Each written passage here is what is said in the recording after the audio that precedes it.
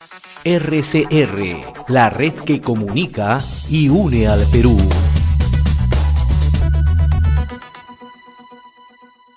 Y hemos tomado un vuelo y nos vamos hasta Buenos Aires, donde tendremos un enlace vía Zoom con Enzo Di Fabio, un gran amigo, un gran patriota también, que trabaja en la ciudad de Argentina. Él es coordinador del Foro Panamericano de Jóvenes Políticos, entre las múltiples actividades que también hace, y ahí lo veo detrás con la bandera argentina. Qué gusto verte, Enzo. Un fuerte abrazo. ¿Cómo estás?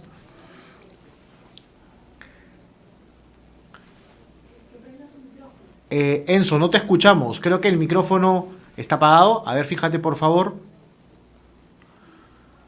Ahí está, ¿se Ahora escucha? sí, qué gusto verte, Enzo. Perfecto, Gustavo, muchas gracias a vos, muchas gracias por la invitación, la verdad que un placer la invitación, de verdad. Un saludo para vos y toda la gente de Perú. No, gracias a ti, al contrario. Yo les decía que hemos cruzado un poco la frontera, nos estamos yendo a estas horas en Argentina, en Buenos Aires, entiendo yo, porque a veces viajas por varios lugares tú, yo sé. Pero bueno, ¿ahora estás en Buenos Aires o estás en otro lugar de Argentina? No, no, vos me lo decís porque la otra vez cuando charlamos estaba en mi provincia, en Mendoza, la tierra del sol y del buen vino. No, ahora estoy en Buenos Aires, concretamente acá en mi despacho, en la Cámara de Diputados, en el Congreso de la Nación. Ajá, estás donde se hace política, entonces. Bueno, te estoy preguntando un poquito cómo vas. La primera pregunta que te hago es sobre el foro, si te parece, y si ahí me explicas un poquito cómo va Argentina, pero hay una iniciativa que tú estás lanzando donde varios think tanks nos estamos uniendo, porque me incluyo, el Centro de Innovación se ha incluido en este grupo de think tanks en América Latina, que estamos por organizar el Foro Panamericano de Jóvenes Políticos, donde buscamos que nuevos cuadros que están en el legislativo, pero o entrarán a política del espectro ideológico que nosotros manejamos, bueno, siempre lo hemos dicho, nos unamos y tengamos un relacionamiento entre diversos países. ¿Cómo surge la iniciativa, Enzo, y cómo va la preparación de este foro que se irá realizando? Ya nos dirás cuándo y poco a poco. Coméntanos. Así es, bueno, la verdad que sí, como vos dijiste, es muy importante que esta iniciativa, que es nueva, que es original en el sentido que le estamos dando, va teniendo de a poco y progresivamente el acompañamiento, el apoyo de instituciones que nos prestigian, como es el caso del Instituto de Innovación de Políticas Públicas, que tienen una visión clara acerca de ciertas agendas que son importantes para el desarrollo real de nuestros pueblos frente a ciertas agendas que se manejan, que hoy tienen una influencia política, pero que desconoce las realidades más importantes de nuestra gente. En ese contexto es que allá por el año pasado a un grupo de jóvenes dirigentes, entre los que estaba yo, de dirigentes de ONGs, de partidos políticos, primero en Argentina charlando, vimos que no había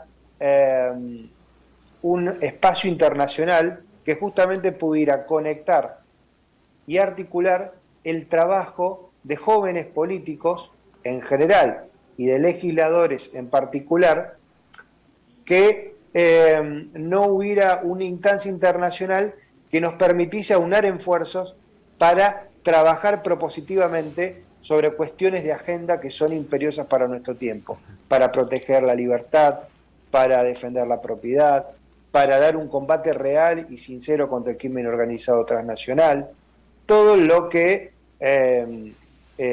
un politólogo o un periodista diría del centro hacia la derecha, como espectro ideológico. Y veíamos que hay muchos jóvenes políticos, cuadros valiosos, pero que muchas veces cuando les toca ejercer cierta posición de poder, veíamos que no todos son capaces de ir a fondo en la defensa de estas ideas. De hecho, el eslogan del foro es por una América libre, segura y próspera.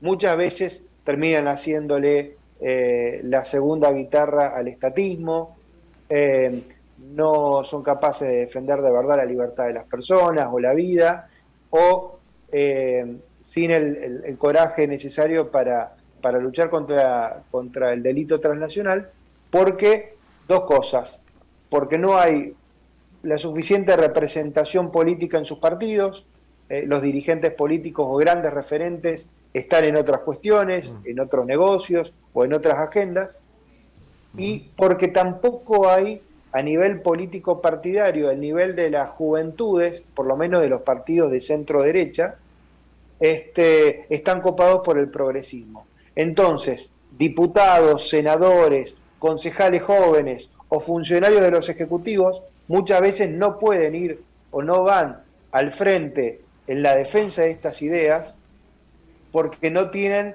porque se encuentran en un estado o situación de soledad o de vacío político para ir al frente. Entonces, lo que estamos tratando de organizar a partir de este primer Foro Panamericano de Jóvenes Políticos, que se va a desarrollar en la ciudad de Bogotá, en Colombia, el 27, 28 y 29 de octubre de este año, es justamente a partir de este foro organizar una red de jóvenes políticos que empiece a conectar y a operar para que tengamos una agenda común, para que poniéndonos de acuerdo sobre 3 o 4 temas, cerremos fila y al menos en eso, sin fisura, en cada país, en cada parlamento, podamos trabajarlo. Por ejemplo, en evitar que sigan,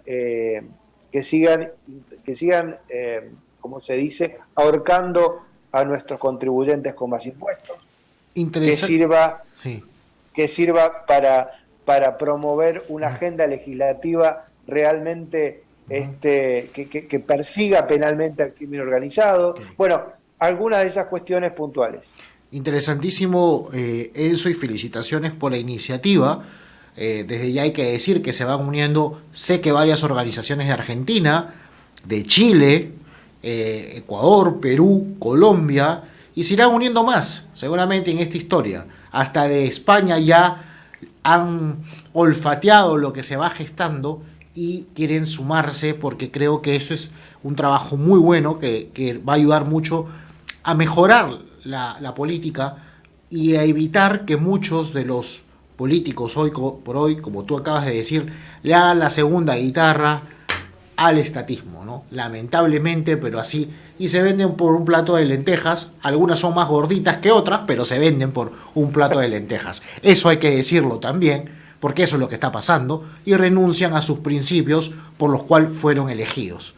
Pero también es cierto que en Argentina, y ahora entrando ya a tu país, si me permites, hay una situación concreta, ¿no? Argentina, una superinflación, tuvieron un gobierno con el presidente Macri que lamentablemente no pudo llegar a los estándares que tendría que haber llegado, porque venía de una profunda crisis ya con el kirchnerismo, hoy con Fernández, y ha surgido una figura como Javier Milei, que es conocido en muchas de las redes sociales, un diputado, yo creo que rockstar le llaman algunos, ¿no? Un rockstar parece, porque realmente en avanzada, tiene muchas iniciativas. Pero ¿cómo va Argentina en este proceso?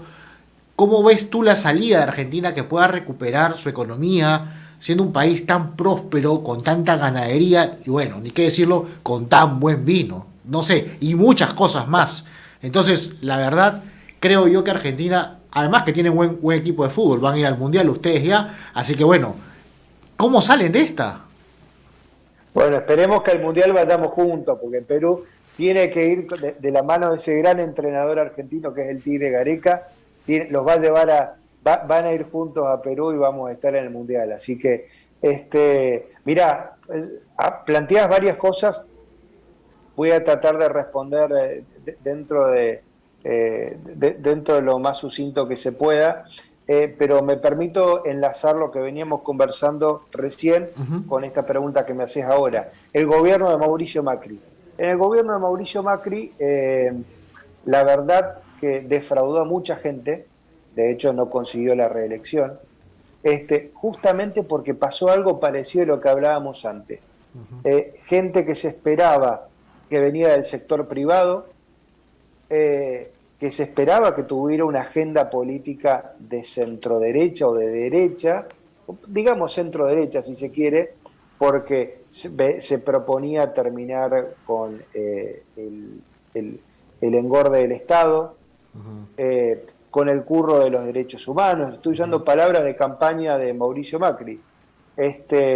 Y afrontar el tema de la seguridad, que fue lo que mejor hizo, pero manejó muy mal la economía, se dejó vencer por ciertos prejuicios estatistas que supuestamente le aseguraban cierto control de las clases vulnerables, y lo único que generó es una situación macroeconómica asfixiante, donde no pudo resolver los grandes problemas, ni siquiera la inflación, y termina perdiendo las elecciones. Pero el mismo Macri, que hoy se hace ciertos replanteos, por ejemplo, en relación a la privatización de ciertas empresas estatales, los hace ahora, en este tiempo, y no lo hizo, fue incapaz de hacerlo durante su gestión, porque hay un caldo de cultivo, porque hay una batalla cultural que se viene dando. Eso me da la posibilidad para hablarte a continuación de lo de Milei, pero digo que lo enlazo con lo que conversábamos antes. ¿Por qué? Por el hecho de que es el típico caso de cuadros políticos de centro derecha o de derecha que no tienen nada que ver con la izquierda, pero que cuando llegaron al poder no tuvieron, digamos, si se me permite el latín, los cojones, pero tampoco el acompañamiento para tener una agenda política realmente del sentido común, y no que en definitiva sea de centro izquierda. Eso, digo, hablar de Macri general da un puntapié importante para hablar de Milei, porque la verdad que lo de Milei es un fenómeno político sumamente interesante. Y fíjate vos lo que yo digo, que hablo de fenómeno político y no de fuerza política. Fenómeno político porque en Argentina ha habido una batalla cultural que la han desarrollado de alguna manera influencers, pero sobre todo economistas liberales, entre los cuales el único que se terminó destacando por sus características que para lo mediático enganchaban muy bien y que se terminó convirtiendo en un líder político fue el caso de Javier Milei, a partir de los 17 puntos que saca como diputado nacional por la ciudad de Buenos Aires el año pasado. Y digo esto porque de pronto en Argentina empezó a haber una batalla cultural donde se empiezan a cuestionar ciertas agendas o ideas que tienen que ver con la izquierda cultural, por ejemplo, con empezar a cuestionar la política de imposición de la ideología de género, cosa que hasta hace 2 años eso no existía, y digo hace 2 años, nada, no existía en Argentina, y la intervención del Estado en la economía y la gran crítica al altísimo nivel impositivo que tenemos que afrontar los contribuyentes argentinos. Eso Milei lo transforma y lo lleva a la agenda política y a la discusión electoral.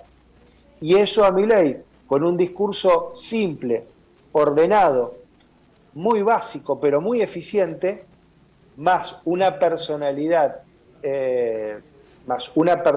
histriónica como la que él tiene, lo han catapultado al día de hoy como uno de los 2 dirigentes políticos con mayor imagen positiva y crecimiento hoy en Argentina. Y ya ha trascendido su figura, su conocimiento público y su valoración como dirigente político, ha salido de la ciudad de Buenos Aires para ser un dirigente nacional.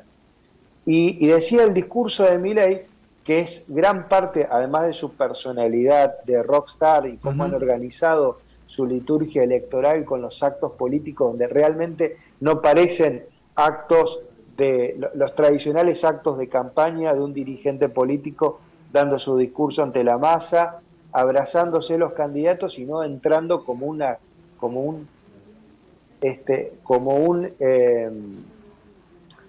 actor, como un cantante de rock, sino que además es un discurso muy básico que tiene que ver con la crítica a la casta política, con el pedido de libertad y reclamando una baja de impuestos. Interesantísimo. Eso en un contexto, perdón Gustavo, en un contexto determinado, que tiene que ver, y acá lo que quiero decir es por qué, por lo menos en mi interpretación, logró mechar ese discurso por lo siguiente. Libertad, Argentina tuvo una de las cuarentenas más largas a nivel mundial, 8 meses de cuarentena, es decir, cuando la gente no podía ir a trabajar, no podía dispersarse, no podía salir, hablar de libertad en ese contexto que cotiza en bolsa. Milei fue el único que habló de libertad claramente.